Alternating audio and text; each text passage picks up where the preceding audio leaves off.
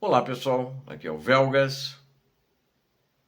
Hoje é dia 6 de março de 2026, são 16 horas, horário de Brasília. O cemitério de elite russo. Vou falar aqui sobre na região de Kharkiv e Kupiansk, que é um abismo que existe lá, que provoca a existência desse um cemitério de elite. Nós vamos já ver o que é isso. A ofensiva russa em Kharkiv e Kupiansk. Kharkiv é a província, né? Kupiansk fica na província, mas ele também está em Volchansk, estão tentando avançar, mas os alvos mais importantes é Kupiansk e a própria Kharkiv, que eles atacam diariamente com mísseis e drones. Ela transformou-se em uma carnificina mecânica, né? Motorizada, blindada. O que Moscou chamou de avanço decisivo ali nessa região resultou na menor conquista territorial em 2 anos, ao custo de milhares de vidas e centenas de blindados que ficaram ali naquela região. Viraram metal retorcido e queimado.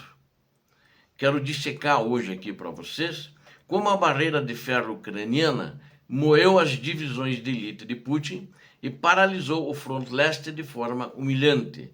Eles ainda estão tentando avançar, eles tentaram recentemente tomar Kupiansk, levaram bastante blindados, bastante assim, dentro das possibilidades que eles tinham, que o número de tanques e blindados, de uma maneira geral, diminuiu muito, eles tiveram muitas perdas, mas, na realidade, Putin e as suas divisões de elite, né? A elite que eu digo, as divisões, as tropas de elite que ele mandou lá para conquistar essa região, paralisou ali aquela frente de batalha ali, a frente de guerra ali, de forma humilhante, né? Para a Rússia e para o ditador da Rússia. Eu quero convidar vocês a inscreverem-se no canal. Você que não é inscrito, inscreva-se aqui, você vê a verdade. Este aqui é o canal da verdade. E peço a todos que deem um like, compartilhem com as suas redes sociais, façam os seus comentários. Eu conto com vocês. Muito obrigado. Kharkiv e Kupiansk tornaram-se o ponto onde o ímpeto russo morreu. Em março de 2026, as estatísticas são cruéis para o comando lá em Moscou, lá no Kremlin, onde estão eles nos seus bunkers ali, protegidos, pelo menos eles acham, imaginam que estão seguros lá. Avanços medidos em metros, em meros metros, né? Enquanto o número de baixas diárias ultrapassa a marca de 1.000 soldados dia. É o fim da guerra em movimento e o início de uma agonia estática. Então é isso que aconteceu e é isso que está acontecendo. E isso, vamos mostrar aqui uma autópsia desse fracasso em Kupiansk, né? Porque a Rússia não consegue atravessar o rio Oskil, por exemplo, né? E acho que isso é importante eles atravessar, fazer uma cabeça de ponte sólida e avançar em direção a Kupiansk. Mas não conseguem fazer isso. Quase conseguiram. A Ucrânia, vamos chamar assim, desestimulou eles, ou seja, o que passava e o que muita coisa ficou no rio, muitos blindados, muitos tanques de guerra ficaram no rio, afundaram, né? Então, não consegue.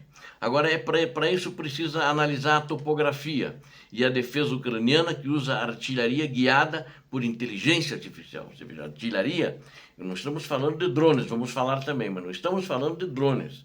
Nós estamos falando de artilharia, ou seja, o projétil de um obus, ele é guiado, né? Ele não é de acertar uma área. A Rússia ainda não tem projéteis guiados de obuses. Eles têm projéteis de obuses que acertam determinada região, não é toda uma região, é determinada faixa de terra. Eles dão a coordenada, mas ele não cai exatamente naquele ponto. Ele é uma área que ele abrange, né? Divisões blindadas que deveriam ser a ponta de lança russa foram reduzidas a carcaças fumegantes em campos minados densos e inteligentes. Recente agora, né? Nós transmitimos para vocês todos esses combates. A tática russa de ondas humanas foi dizimada e continua sendo dizimada. antes mesmo deles avistarem, antes dos soldados russos que estão avançando para tomar as posições ucranianas, antes de eles enxergarem a posição ucraniana. Recém-chegados à guerra, eles não chegaram a ver um ucraniano ainda, e eles já são mortos, são dizimados na chamada zona da morte, que é a Ucrânia, ali fecha e não passa nada. E temos também a questão da tecnologia versus força bruta, o papel dos drones, agora que eu disse que ia falar dos drones, tem drones interceptores. A Ucrânia criou uma cúpula de proteção que impede que os drones russos Lancet atinjam seus alvos. Enquanto os drones ucranianos caçam tanques russos dentro de suas próprias garagens de retaguarda, onde eles estão camuflados, onde eles estão escondidos, o esgotamento dos tanques T-90 e o reaparecimento de modelos antigos, como o T-62 no front, sinalizando o desespero de material do Kremlin, ou seja, sua falta, o desespero por material bélico. E isso está dando um impacto muito grande e um impacto negativo no comando russo, na cadeia de comando no teatro de operações ali naquela região. A discussão sobre um expurgo, ou seja, sobre a purga de generais russos após o fracasso nesta região. A incapacidade de coordenar ataques de armas combinadas, tanques, infantaria e ataques aéreos. Eles mostraram uma incapacidade muito grande para isso.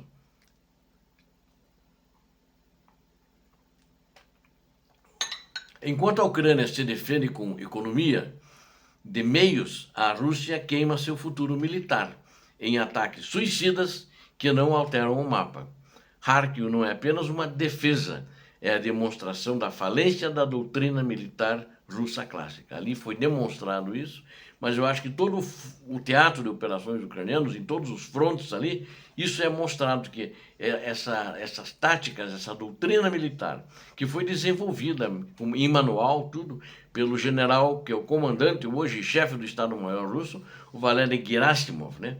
E já isso mostra a total falência da doutrina militar russa clássica, que na realidade ele copiou, remendou lá na Segunda Guerra Mundial, ainda não mudou nada, não mudou muita coisa, deu uma floreadinha e continuam mandando os seus homens, os seus soldados para morrer na linha de frente, na linha de combate.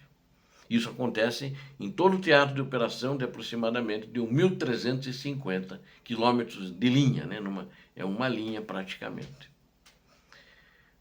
O que aconteceu em Kharkiv e Kupiansk é um aviso para o mundo. A força bruta russa encontrou seu limite tecnológico. Ou seja, esse primitivismo, essa incapacidade de avançar. Inclusive não deu certo ali e a questão das infiltrações, né? Tanto que foram todos expulsos. Em princípio não deve ter mais ninguém infiltrado em Kupiansk, mas se tem, deve estar muito quieto e com medo, porque não tem aparecido, pelo menos não recebi nenhuma informação, que eu sempre recebo, sobre isso, né? E em todo o teatro de operações, de uma maneira geral, eles não tiveram sucesso. Onde eles ainda conseguiram se manter e entrar, estão se mantendo, é na parte sul de Pokrovsk, né?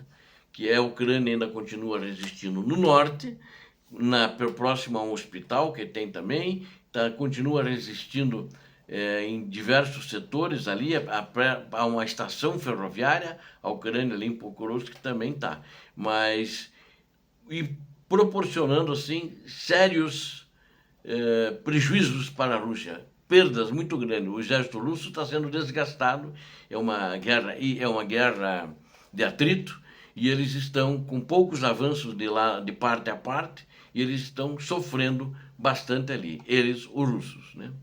E ali em Kupiansk e na província de Kharkiv, também em outras regiões, tem um cemitério de tanques que se estende por toda a região, onde tem as planícies, ou seja, as estepes, próximo aos locais onde tem florestas, que ali tem algumas florestas naquela região ali. Ali é um monumento ao fracasso estratégico de Putin, ao fracasso dessa guerra. A vitória russa no leste não é apenas improvável no leste da Ucrânia, no leste europeu. Não é apenas improvável, ela se tornou fisicamente impossível sob as atuais condições que o exército russo enfrenta. E a resistência que os ucranianos impõem e os contra-ataques que os ucranianos também impõem, fazendo esses contra-ataques contra os russos. Obrigado a vocês que assistiram este vídeo, conto com vocês. Inscrevam-se no canal. Deus abençoe a todos vocês, Deus abençoe a Ucrânia, Deus abençoe o Brasil. Paz e bem, paz para toda a humanidade.